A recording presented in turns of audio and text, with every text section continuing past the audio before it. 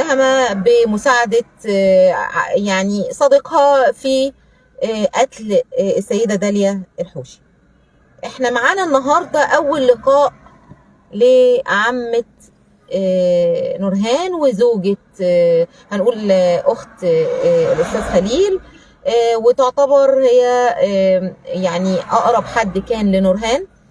ظهورنا معاها النهاردة لأن هي الوحيدة اللي قابلت نورهان فعلا، وهي اللي دخلت قابلتها داخل السجن واتكلمت مع نورهان، وهي الوحيده اللي تقدر تقول لنا نورهان كان رد فعلها ايه وعملت معاها ايه. ازاي حضرتك؟ اهلا بحضرتك. معلش هطلب منك تعلي صوتك شويه. حاضر. حضرتك معانا؟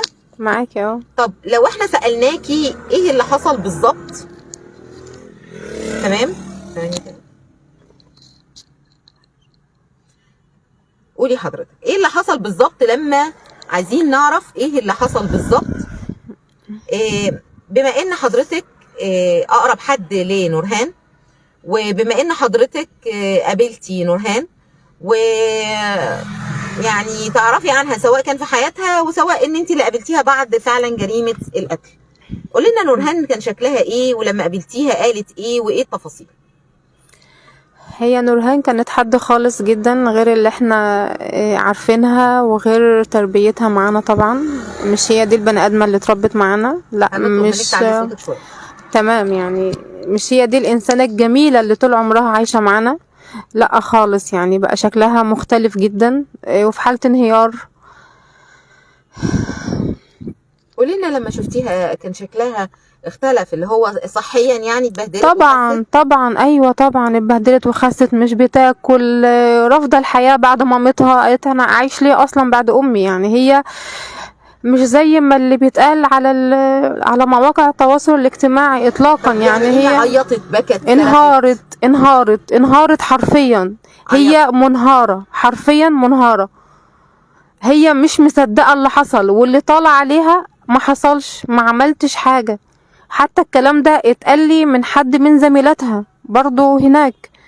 هي بتصحى من النوم مفزوعة، بتنده على أمها كل يوم، يعني بتغمض عينها وتصحى تنده على أمها. هي مش مصدقة إن أمها ماتت. مش زي ما انتوا بتقولوا عديمة الإحساس ومفيش مشاعر ومتبلدة المشاعر إطلاقا يا جماعة. والله أنا ما بدافع عنها، دي شهادة وده كلام حصل قدامي، أنا هتسأل عليه يوم الدين. طب ايه اللي يعني لو انا قلت لك ابرز حاجه لفتت انتباهك؟ انت سالتيها سؤال اكيد اول ما قابلتيها، انا قلت لها سؤال ايه هو؟ ايوه قلت لها طمنيني، يعني مش انا عارفه ان انت، بس طمنيني، انا مش مصدقه كل اللي اتقال عنك. طمنيني، انت ليكي يد في موت امك؟ قالت والله ما عملت حاجه، انا ما وقفتش حتى على موت امي. يعني هي ما شافتهاش اثناء النحر؟ مستحيل يعني. لا مستحيل. هو الباب خبط في اللحظه وطلعت تشوف مين على الباب ورجعت. هو كان خلص على مامتها. يعني هي ساعه لما الباب خبط راحت تفتح الباب رجعت كان هو قتلها؟ ايوه قالت لك كده؟ قالت كده وزقها وقالت له سيبها، انا هوديها المستشفى واقول انا عملت فيها كده، سيبها. بس هو ونظرات الشر اللي في عينيه الله اعلم طبعا. يعني اكيد اي حد في الموقف ده هيبقى خايف. يعني هي انا الله اعلم طبعا. هي المفروض، في ناس كتير بتقول المفروض يبقى رد الفعل غير كده، بس يا جماعه يعني بالعقل والمنطق اي انسان ده لو كافر، لو انا امي كافره محدش هيقدر يقف على موت امه، مستحيل. والله ما كان في كره جوه نورهان لامها ولا لاي مخلوق. ده هم عندها اغلى من حياتها، امها، ابوها، اخواتها، عيلتها. بنت جميلة، بنت جماعية، بنت متربية، بنت والله صوتها ما بيطلع في البيت. احنا سمعنا وهي يعني في الأقوال بتاعة القضية كان في مقولة اتقالت ان الأم قالت لها روحي لعمتك اللي بتحبيها، روحي لها. هل الكلام ده يعني الجملة دي اتقالت؟ يعني معرفش انت عرفتيها ولا لا؟ انا سمعتها. سمعتيها؟ انا سمعت الجملة. كانت قريبة منك انت تحديدا؟ تمام. اذا هي كانت لما بيبقى عندها مشكله مع والدتها او مع اي حد في البيت او في حياتها بتحكي لك انت وبتلجئي. بس لا ما فيش اي حاجه عن البني ادم ده اطلاقا. لا حتى انا مستغربه البني ادم ده ظهر في حياتها امتى؟ يعني احنا طول عمرنا قريبين من بعض، وكل حاجة بتحكيها وانصحها، ومامتها على دراية مثلا بكل حاجة زي اي ام يا جماعة. هي رحمة الله عليها ما قصرتش في تربية اولادها، صدقوني التلاتة تربيتهم جميلة، والاب نفس الشيء زي اي اب وزي اي ام، بيشتغلوا بيكافحوا عشان يصرفوا على ابنائهم. يعني مش ده جزاتهم في الاخر ان هم بيتشتموا وبيتلعنوا؟ مش كده. محدش كل انسان في الدنيا بيتمنى انه ابنائه يطلعوا افضل حد في الدنيا. هي رحمة الله عليها بتتمنى اولادها يطلع افضل حد، ونفس الشيء ابوها نفس الشيء برضه. قطع البث معاكم مرة اخرى، معلش هو الصوت فيه حاجة، ثانية واحدة كده نظبط الصوت والمايك. اتفضلي. وده كمان اتفضلي. تمام. هنرجع تاني معاكي. هنقول لحضرتك معلش انت قلتي تفاصيل كانت مهمه قوي. انت قلتي ان هي كانت لو عندها اي مشكله بتجيلك، ولو في حاجه كانت بتجيلك. يعني المفترض ان لما يكون في مشكله ان نكون حضرتك يعني ايه ومامتها. يعني هي مثلا لو ارتبطت عاطفيا بحد او كان في حد في حياتها كان بيتقدم لها ناس كتير جدا محترمه، كان بيتقدم لها ناس كتير محترمه واولاد ناس على يدي انا ومامتها رحمه الله عليها. تمام. بس نورهان وقتها كانت في ثانوي عام وما كانتش مستعده للزواج وللخطوبه والكلام ده. تمام. طب هي لما البنت في الفترة دي يعني اتخطبت، انت كنت شايفاها راضية عن خطوبتها؟ يعني هي كانت سعيدة بخطوبة مثلا، ولا انت حسيتي كواحدة هي قريبة منك انها ما كانتش عايزة تتخطب مثلا؟ لا، هي اتخطبت لان هو انسان محترم، هي شافت ان هو انسان محترم هيتقي الله فيها وهيصونها ويعفها. فهي ولا انجبرت على الخطوبة زي ما ناس كتير بتقول على السوشيال ميديا. ناس كتير قالت كلام اصلا ملوش اساس من الصحة. انا برضو في نقطة، انتوا بتتكلموا عن العيلة كلها وحضراتكم ما تعرفوش حاجة اصلا عن العيلة. وفي كلام كتير بيقول واحداث كتير بتتقال. يعني انا بستغرب والله، بعد اقول يعني هم بيحكوا عن حد مثلا غير عيلتنا، حد احنا ما نعرفوش من يعني من عدم صحة اللي احنا بنقرأه على النت. طب يعني بما ان انت عارفة نورهان واسمك اتذكر كملجأ ليها اثناء القضية، وان هي كانت بتلجأ لك في اي مشكلة، اروح لعمتي، اللي انا عرفته ان هي كانت معزومة عندك يوم الحد. ايوه هي بالظبط اللي تم اكتشاف داليا ليها للعلاقة، عارفة كده؟ يعني يوم الحد الفجر اللي هو صباح الاثنين. تمام. اليوم ده كانت معزومه عندك صح؟ هم كانوا معزومين عندي يوم الحد، وكان يوم جميل جدا وضحك وهزار وترابط اسري مفيش بعد كده طبعا. وكان يوم جميل بمعنى الكلمه. يعني مفيش اي حاجه يا جماعه. يعني دي لو واحده بتكره امها هيبان، دي لو واحده نيتها وحشه تجاه امها هيبان. هتكرهها ليه؟ والام بتعاملها معامله مختلفه جدا. الام بتدلعها، دي هي بنت وحيده، بنتها دي وحيده بالنسبه لها صاحبتها. يعني كل اللي كان يشوفهم يقول لهم يعني انتوا مش ام وبنت، انتوا صحاب، انتوا صغيرين وصحاب جدا. هي رحمه الله عليها كانت ام فعلا مثاليه، بتحتوي اولادها، محتويه اولادها، ربت اولادها على الاحترام، محدش بيزعق لهم، ما كانش حد بيغلط فيهم، لا محترمين جدا. طب معنى كلامك ان انت اكيد مستنكره كل اللي بيحصل، واكيد طبعا في حاجه غلط. عامه الاسره دي يعتبر، معلش انا اسفه لو انا قلت ان المجني عليها مش داليا بس، انتوا كلكم مجني عليكم، كلنا حرفيا مجني علينا. يعني لما اطفال زي دول يخسروا ام واخت في نفس الوقت، يعني صدقوني الصدمه بالنسبه لاخواتها صعبه. يعني هم قالوا خسرنا امنا، مش مستعدين نخسر اختنا كمان. لان هم يعني زي ما انا بقول وزي ما العيله كلها بتقول، مستحيل نورهان تعمل كده، مستحيل تكون قاتله لامها، مستحيل يا جماعه. احنا اللي عشنا والله وربنا واتربينا معاهم، مستحيل. اي اب واي ام رب اولاده عمره ما هيصدق 1% ولا هيبقى عنده ذره شك 1% ان ده انا ممكن يعمل كده في امه او في ابوه، مستحيل. دي ما حصلتش في اي تاريخ. كلامك ده معناه ان انت عندك علامه استفهام، وعندك في لغز مش مفهوم. ايه التوقعات اللي ممكن تتوقعيها كلغز في القضيه؟ يعني انت اكيد البني ادم ده اكيد ابتزه. البني ادم ده اكيد ابتزه. نورهان يا جماعه بتخاف جدا، كانت بتخاف جدا. بتخاف تتكلم، بتخاف من باباها، بتخاف على شكلهم. اكيد خافت تتكلم لدرجه انها حتى خافت تلجأ لي تقول لي. يعني انا مستغربه هي ليه برضو ما لجأتليش قالت لي، ما قالتش لمامتها ليه. الام بتبقى ستر وغطا دايما على ابنائها. عمر امها ما كانت هتضرها، ولا عمر نورهان هتضر امها. 21 سنه متربيه معاهم في نفس البيت، عمرها ما علت صوتها على امها. عمرها، والله العظيم كلام اتحاسب عليه قدام ربنا يوم الدين. ان عمر رحمه الله عليها داليا ما كانت تزعق مع نورهان، قومي اعملي حاجه، روقي بتاع، حاضر الادب حاضر. لا عمرها بوقت مثلا، اسفه يعني في اللفظ، ولا عمرها غلطت في امها، ولا عمرها علت صوتها على امها حرفيا. ولا في ابوها. الاولاد فعلا متربيين ومحترمين. بيت هادي جدا، هادي جدا، ما كانش فيه مشاكل بتحصل في البيت. حتى الجيران، دي شهاده الجيران، قالوا نفس الكلام. الجيران اتسالوا طب الاب قال كلام كده، يعني عايزينك برضو نسالك انت فيه. اتفضلي. هو قال ان هو شاكك ان معمول لها، طبعا احنا ما يعني مش بنصدق، ولكن ده كلام هو صدر عنه فعلا. قال ان هو خايف يكون حد، هو شايف ان الولد ده وبيئته ممكن يكون عاملين لها سحر مثلا.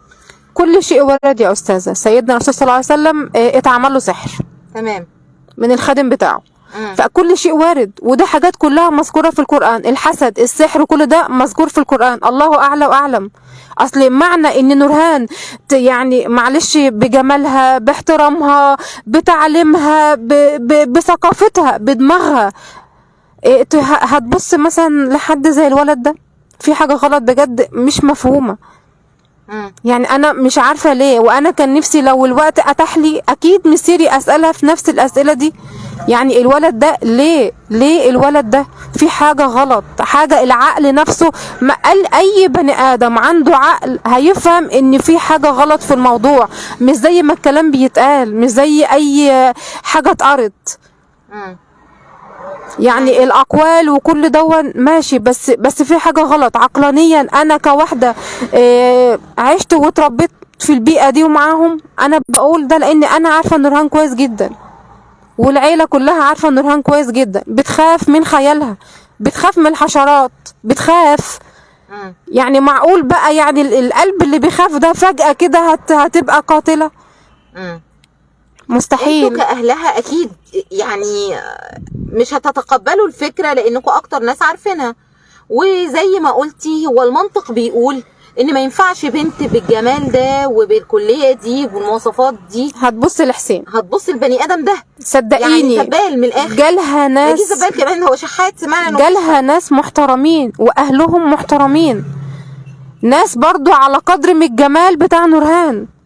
بس نورهان اللي كانت يعني بترفض ان هم مثلا لما كانوا يتقدموا لها بترفض، لانها ما كانتش غير مؤهله للزواج في الثانوي، كانت مركزه على الشهاده بتاعتها. يعني جالها من وهي في ثانوي؟ طبعا من وهي ثانوي بيجي لها. طيب احنا مش هنطول عليكي. قابلتي نورهان كم مره بعد القضيه؟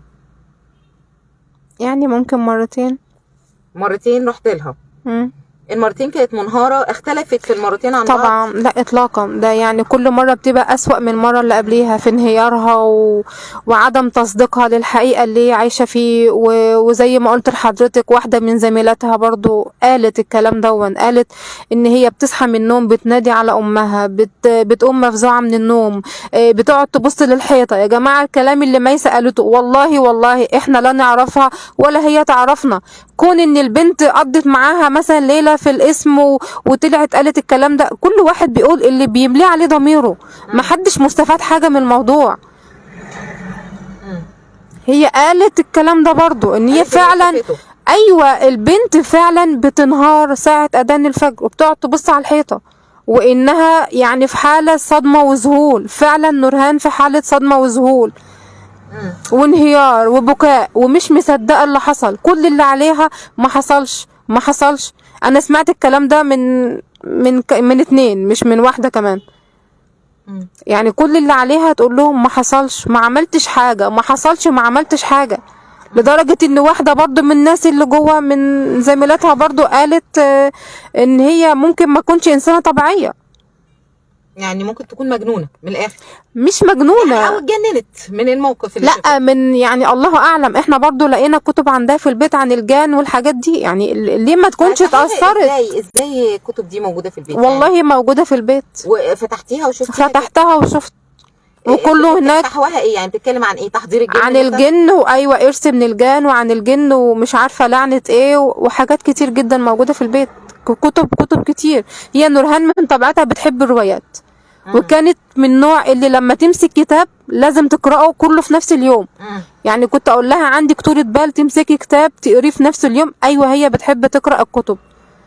ومعنى انها تجيب كتب يبقى قرأت الكتب، وبتمسك الكتاب فعلا بتخلصه في نفس اليوم. هي بتحب تقرأ، بتحب الروايات. والله اعلى واعلم طبعا. برضو الله اعلى واعلم، واحنا معاكي.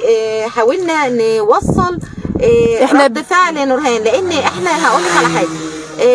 بما انك عمتها، احنا اكيد استغربتي رد فعل نورهان. نورهان كانت في قاعه قدامنا جميعا، هي كانت في حاله ذهول. انا مش عارفه اقول التشبيه خاص بيا، هقول لك جثه بس عايشه. بس يعني انا شايفه بني ادم لا بيضحك ولا بيكشر ولا بيعيط ولا بيصرخ ولا اي حاجه، مفيش اي رد فعل من اي نوع. حضرتك اللي يعرف نورهان بجد هيعرف ان دي بني ادمه في صدمه، في ذهول، ما كانش ليها اي رد فعل. بس لما شافتني هي في حاله انهيار تام، عياط، انهيار تام. هي مش مصدقه كل اللي حصل ده، مش مصدقه ان والدتها اصلا ماتت، لدرجه انها قالت وكل تقول لها يا ماما انا هجيلك. بتقول كده؟ ايوه قالت كده بعد حكم الاعدام، قالت يا ماما انا هجيلك. صحابها قالوا لي نفس الكلام. الناس قالوا ان هي قالت جمله تانية، وقالوا ان انا كده ارتحت، يعني ان هي اتحكم عليها بالاعدام يبقى هي كده ارتحت. قالت الجمله دي هي نورهان يعني هي نورهان غلطتها، وقالت انا غلطتي ان انا فتحت الباب. بس الولد قال لها انا هتكلم مع مامتك عشان اقنعها بموضوعنا. رحمة الله عليها ما كانتش شايفة ان هو لا يصلح لبنتها، معلش لا يصلح لبنتها. هي شايفة بنتها على ايه، وشايفة بنتها ايه وتستاهل ايه، زي اي ام مصرية بتتمنى افضل زوج لبنتها. وده اللي حصل، رفضها ليه هو ما قبلش الرفض بتاع والدتها. اما نورهان تحب بني ادم زي ده؟ مستحيل، مستحيل. تمام. في حاجه غلط، صدقيني في لغز انا نفسي افهمه، واظن كلنا نفسنا نفهمه. يعني انت شايفه ان فعلا، يعني اعتبرك بتضمي صوتك لصوت اخوكي لانه طبعا بيطالب ان هي يتم استجوابها تاني؟ ايوه انا نفسي انها تتكلم تاني. يعني انت متخيله ان استجوابها هيكون باب لنجاتها من الاعدام؟ ان شاء الله، ان شاء الله تتكلم وتقول اللي جواها، تقولي اللي انتوا ما تعرفوهوش، او الحلقه المفقوده زي ما انتوا واصفينها يعني بالظبط. تمام. ان في حاجه، في حلقه غامضه، في حلقه مفقوده في الموضوع احنا مش فاهمينها. لكن كون ان نورهان تتفق على قتل والدتها ده مستحيل، 1% مستحيل. مش دي نورهان اللي عاشت وتربت معانا 21 سنة دول. مش دي البني ادمه الرقيقه الجميله الجدعه اللي بتقف في اي موقف مع اي حد، جدعه ومحترمه.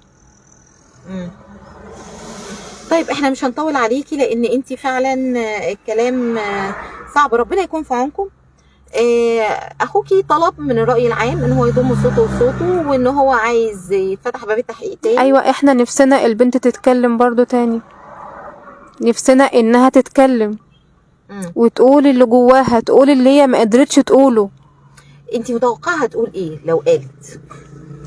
ممكن تقول اللغز اللي احنا عايزين نسمعه، يعني ايه اللي خلاها بالظبط ايه اللي خلاها تتكلم بني ادم زي ده. يعني مش نورهان يعني هو ممكن بعقليتها. مثلا بشكل او باخر ماسك عليها حاجه، كان من خلال اللي ماسكه ده مثلا بيحاول يبتزها ان هو هو اكيد في ابتزاز، اكيد في ابتزاز حتى في ده رايك يعني في القضيه. وان هو اتعرض لها كذا مره في الشارع ولازم تكلميني، وقالت له لا انت زي اخويا، يعني هو من يمكن اكبر من اخوها كمان. يعني هو داخل على 18 سنه. تمام. طبعا احنا عرفنا ان انت عارفه طبعا ان اخوكي لغى التوكيل مستشار استاذ محمد صفا. تمام. وان هو هيوكل محامي تاني هيقدر يثبت سن حسين، لان هو طبعا شايف ان دم داليا في رقبه حسين. طبعا احنا عايزين حقها يرجع. هي رحمه الله عليها ما تستاهلش الموتة دي، ما تستاهلش ان هي تموت كده غدر، وانها تموت بالموتة البشعة دي. انت مش طفل، يعني ازاي انت يعني في المحاكمة انت طفل، وفي تمثيل الجريمة اللي انت عملتها انت مش طفل ازاي؟ يعني هو ده برضو وجعنا نفسيا. هي غالية علينا، غالية عندنا كلنا، موتها مأثر فينا طبعا. هي كانت اخت مش زوجة اخ، هي كانت اخت ومثالية ومحترمة. رحمة الله عليها يا رب، ويصبر ابنائها ويصبرنا جميعا يا رب. انا سمعت على فكرة كلام عن الولدين ان هم بيواظبوا على الصلاة في المسجد. طبعا بيصلوا محترمين، الفرد في فرضه، ولا بيغلطهم، ولا بصراحة تربية يعني رحمة الله عليها بجد. طبعا ومتأثرين باللي حصل. لازم يكون عندكم رد الفعل ده، يعني في لبس التربية دي ازاي تطلع ده. ايوه يا جماعة، مش ممكن لو التربية وحشة هتبقى وحشة للتلاتة، لو التربية سيئة هتبقى سيئة للتلاتة. الولدين بسم الله ما شاء الله عليهم وعلى أدبهم، محترمين وبيصلوا الفرد في فرضه. حتى الولد الصغير برضو بيصلي الفرد في فرضه. ربنا يصبركم. وهنقول ايه، البقاء والدوام في لله في السيدة داليا رحمة الله عليها، وربنا يظهر الحق يا رب. وفي آية كريمة بتقول اللهم ارزقنا الحق حقا، اللهم أرنا الحق حقا وارزقنا اتباعه، وأرنا الباطل باطلا وارزقنا اجتنابه. فالآية دي تعتبر فاصلة لكل ما يقال، لأن الحق هيبان.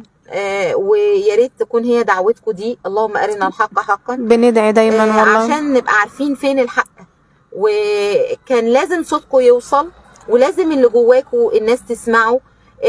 ايا كانت، عايزه اقول لك ردود افعال الراي العام بالسلب او بالايجاب، بس ده رايكم. بس انا طالبه، بس الناس تفهموا، طالبه من الناس، يعني الناس اللي بتقعد تغلط وتتكلم، وفي ناس كتير معلش قالت كلام ملوش اساس من الصحه، والله ملوش اساس من الصحه. ناس كتير قالت كلام عيب انه يتقال. انا بقول لكم يعني عند الله تجتمع الخصوم. يعني بس الواحد يتقي الله في اللي بيقوله. يعني كل كلمة بتتقال بتتكتب وبتتحسب علينا، وهنقابل بها ربنا يوم القيامة. يعني مش معنى ان في موضوع حصل يبقى كله بيقول بقى بالزيادة من اجل مشاهدات، من اجل ترندات. لا، يعني ارحمونا وكفاية كلام. برضو سؤال الناس بتسأله، هو وارد ان احنا محتاجين له اجابة. تمام. هو مش صعب. الولاد متربيين وبيصلوا. تمام. ايه اللي عرفهم على البني ادم ده؟ الولاد، لان هو كان صاحب الولدين، مش صاحب حميم. لا، معرفة شارع مثلا. بالظبط معرفة شارع كتير، رخامة يعني.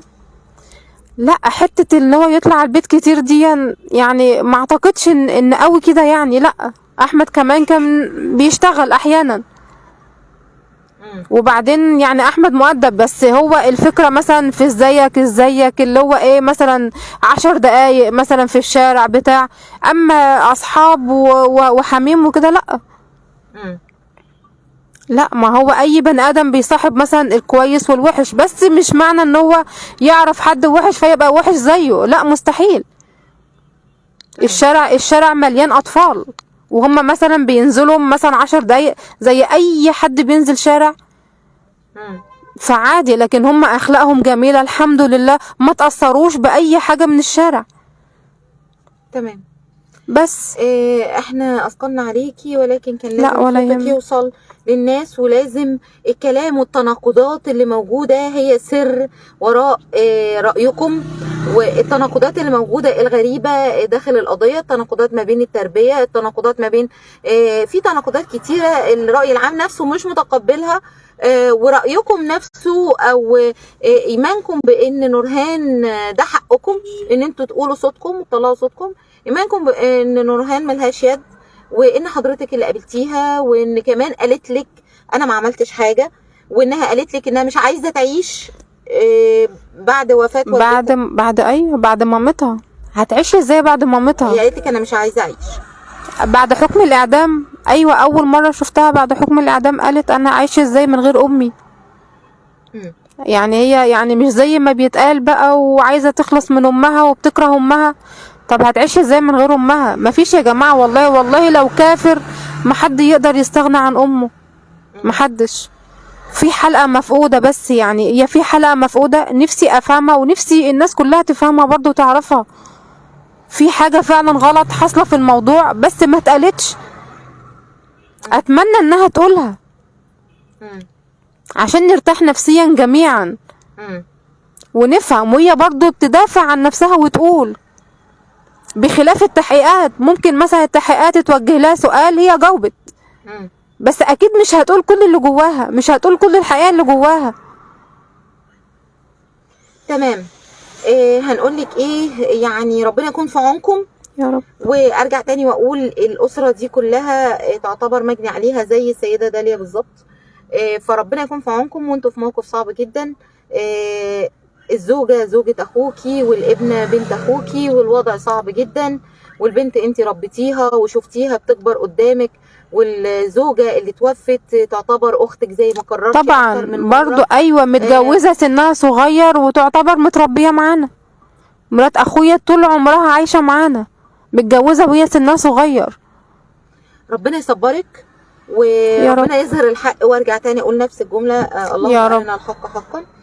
وكنا معاكي بالبث المباشر من محافظه بورسعيد. شكرا لحضرتك. حاولنا ان احنا نوصل صوتك لكل المشاهدين، ونوصل ليه انتوا كأسرة عندكم يقين ان البنت ما ارتكبتش الفعل ده، يقينكم رأيكم او رأي الناس، اي رأي في القضية دي سواء بالسلب او بالايجاب لازم يوصل للرأي العام، لان الناس كلها عدم ظهوركم كان بيشكل علامة استفهام اكبر، وكان بيخلي الناس تتكلم اكتر في كلام غلط.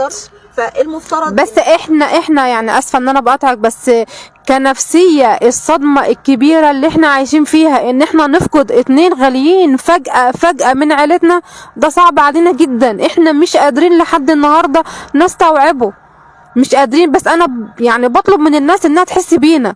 كل بني ادم في الدنيا يحط نفسه مكاننا. صدقوني صعب الاختيار، صعب والحكم صعب، والله صعب. يعلم بوجعنا ربنا سبحانه وتعالى. ربنا يصبركم ويقويكم.